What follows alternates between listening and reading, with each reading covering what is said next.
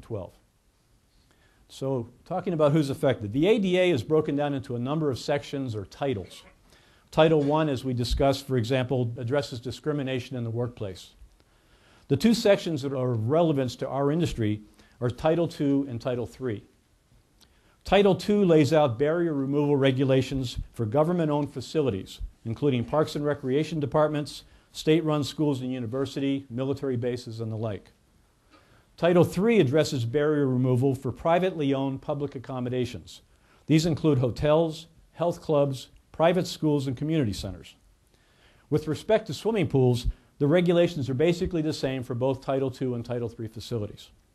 To understand who's actually regulated by the ADA, it may be easier to list the types of facilities that aren't covered. These include private residences, apartments, and condominiums. Since apartments and condominiums typically do not provide goods or services, but do have common areas that are shared by all residents, they do have some barrier removal responsibilities that are part of the Fair Housing Act. Under this act, common areas within apartments and condominiums are required to be barrier-free, but these facilities are not required to provide access to any goods or services.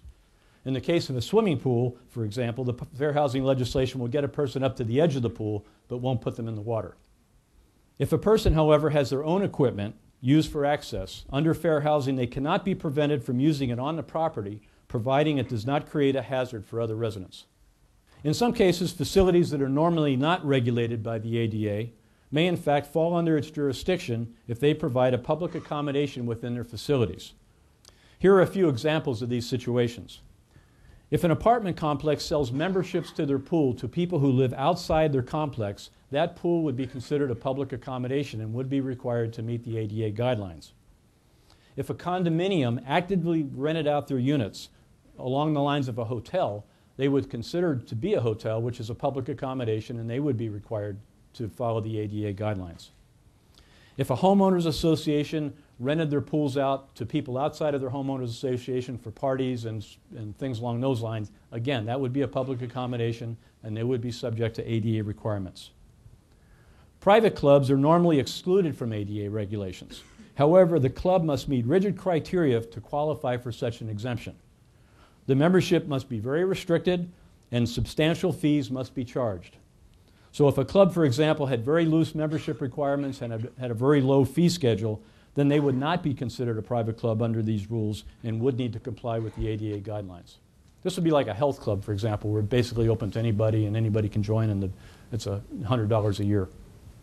With the revisions that were adopted in 2010, the regulations provide relief to entities who made structural modifications consistent with the guidelines that were passed in 1991.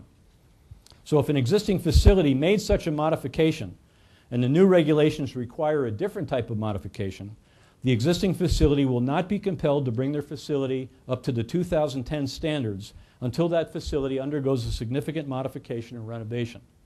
This is called a safe harbor. So some people call it grandfathering, the government calls it a safe harbor. Elements that were not addressed in the 1991 standards and are now addressed in the 2010 requirements are not covered by a safe harbor. Existing facilities that have such elements must make modifications to ensure compliance with the new regulations by March 15th of 2012. In the case of a swimming pool, there were no requirements mentioned in the 1991 regulations. Therefore, there is no safe harbor for swimming pools. Swimming pools must meet the ADA requirement by March 15th of 2012. Now, the ADA does recognize that barrier removal may be more difficult for an existing facility than it would be for a facility that's under new construction. For a new project, changes can be made to the design prior to construction. This type of change would have little financial impact on the overall cost of the project. Existing facilities, however, may present significant challenges to barrier removal. Because of this, the ADA provides some relief to existing facilities in this case. If barrier removal would substantially alter the historical nature of an existing facility, that facility would not be required to make such a modification.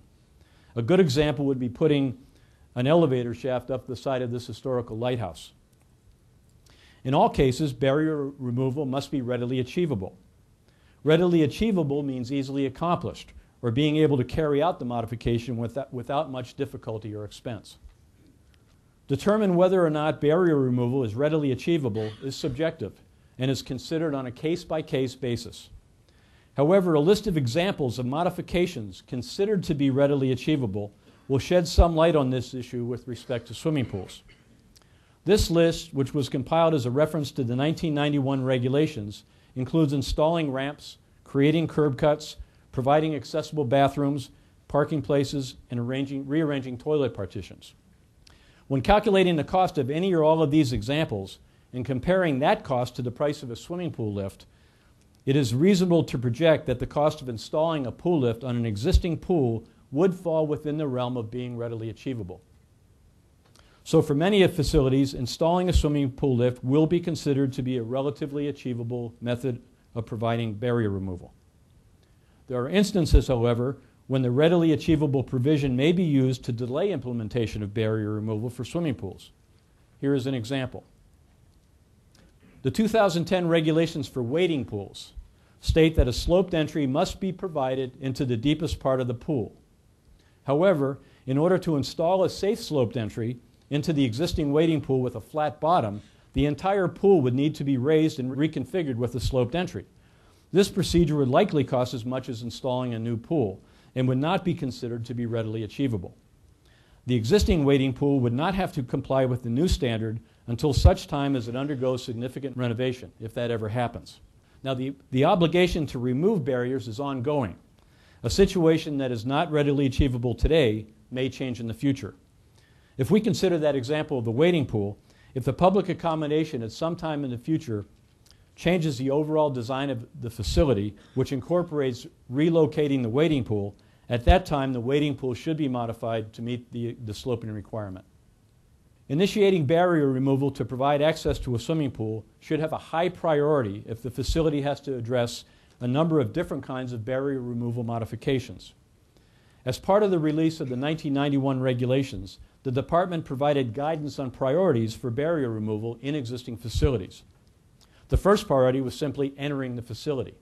The second priority was to provide access to areas where goods and services are provided. In a swimming facility, this means the pool.